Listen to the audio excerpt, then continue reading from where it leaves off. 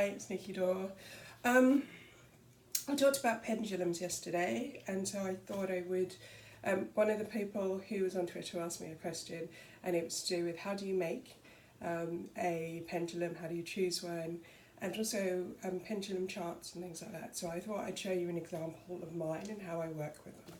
So, firstly, you can make pendulums out of basically putting anything on a string, like a key, like anything that, any pendant at all. Is that easy?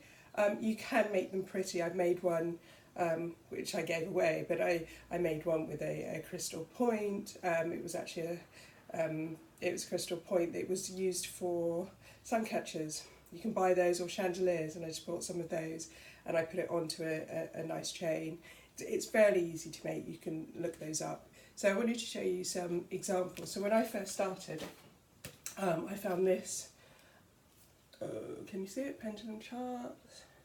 Now, I don't read anything about how it says to use it because I already kind of knew, but what it is good, it has 50 charts, this time they can probably see it, and it's very much on the yes and no.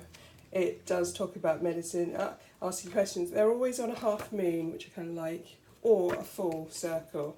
So this one is a full circle. So I found that a really good way. I tend to use a protractor when creating mine, and I'll tend to create them on graph paper. And to me, they're quite disposable. I will make one that is, if I need to, and some of the ones that I've got, or yes and no, don't cut it, I will just make one on graph paper with a protractor, and I literally do either a semicircle or a whole circle, and I just divide it up with a ruler. So it's very easy to do because obviously I want to know particular questions, or I want to nail something down. Or you can use a map if you're looking for locations too, so it's kind of very flexible. But this is quite good because it gave me really good ideas, and I still use it every once in a while because it's very good at, you know, looking at healing method, the motivations behind things. So this is kind of ones that I create in paper.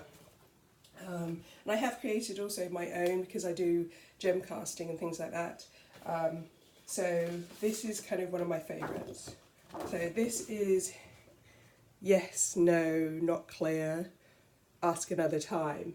So it gives you more, once you're in a circle, it gives you a lot more kind of information. The reason why I have this here is because when you're gem casting or you're charm casting, I always find it's important what's in here. So I like to have a little circle. So I use it for many things. It's a casting chart. It's basically a divination chart.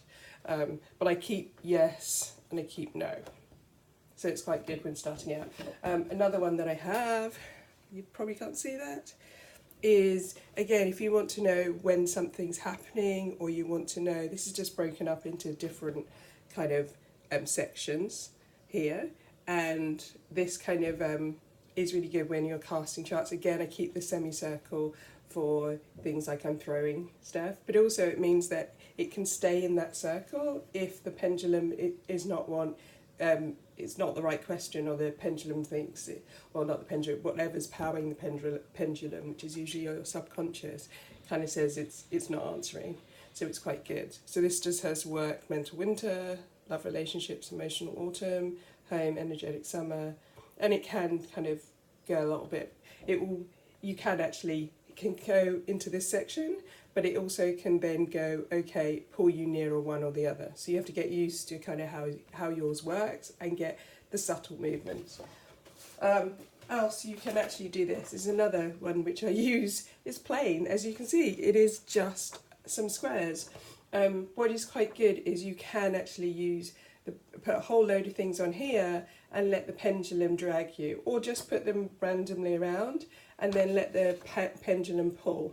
It will pull if you move it away, it will move towards it again, and then you can move your hand. And it takes a lot, it's a little bit more tricky because you have to be used to your pendulum a little bit more. But those are the type of things I use. I'm not that sophisticated in it. I keep it quite simple.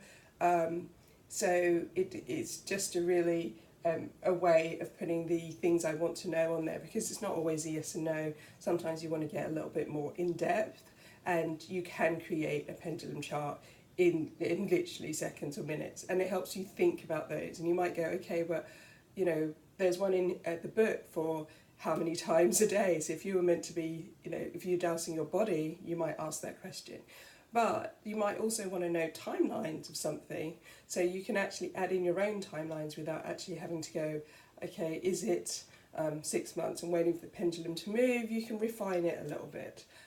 You can just ask different questions, so it gives the flexibility. Pendulums, you can use them for so much. You can also douse your body with them as well. You can work with them with your chakras as well. So hopefully that's helped you out. And I really should record the names of the people who asked me the questions on Twitter, but hopefully that will help the lady who asked me for it.